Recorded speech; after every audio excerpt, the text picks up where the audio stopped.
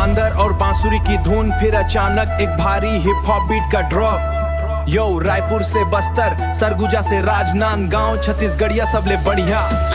महू छत्तीसगढ़िया मोर बाच अलग है, सीजी के टूरा मन के दिल मा गजब है। सुबह उठ के बासी और चीला जो खाबो, कसम से भाई हम सीधा स्वर्ग पा जाबो। गली गली गेंडी चढ़ के टूरा मन भागे, हमर संस्कृति के आगे सब फीका लागे। अरे अरपा पहिए टक्का काबर पड़े हो चक्कर मा, अपन बोली अपन भाखा दमे हर एक अक्षर मा।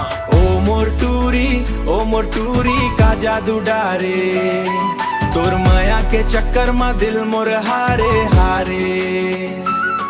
लाली बिंदिया चमके तोर माथा मा, सच्चा माया होगे मोला तोर ही बाता मा। माटी के खुशबू ये हवा मा नशा है, तभी तो संगवारी छतिर सबले जुदा है। कर्मा और सुआ हमर खून मा समाये है, देख भाई अब सीजी हिप हॉप के ने दोहराए है। देख भाई अब सीजी हिप खून मा समाये है, देख भाई अब सीजी हिप हॉप के ने दोहराए है। दिखावा नहीं करते हम सीधे साधे इंसान है, मेहमान जो आ जाए तो दे देते जान है। पर टेढ़े मेढ़े चलबे तो सीधा कर देबो, बासी तिहार मा तोर पेट भर देबो।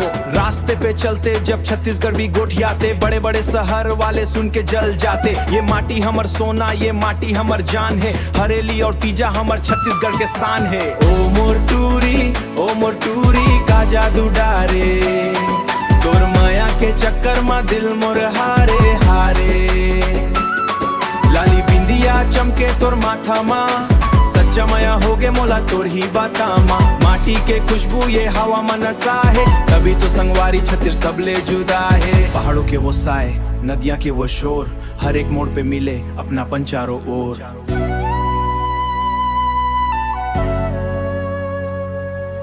भोर के वो पहली किरण, खेतों की हरियाली, लिखते हम अपनी किस्मत अब खुशहाली से भर डाली। ना डर है ना कोई फिकर, बस काम अपना करते जाओ, ऊंचाइयों को छूना है तो साथ में आगे बढ़ते जाओ। ओ मोर टूरी का जादू डारे, तोर माया के चक्कर मा दिल मोर हारे हारे।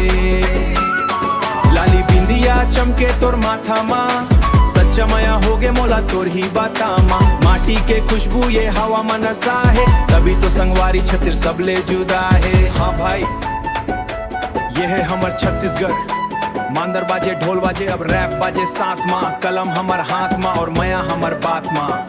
जय जोहार, जय छत्तीसगढ़।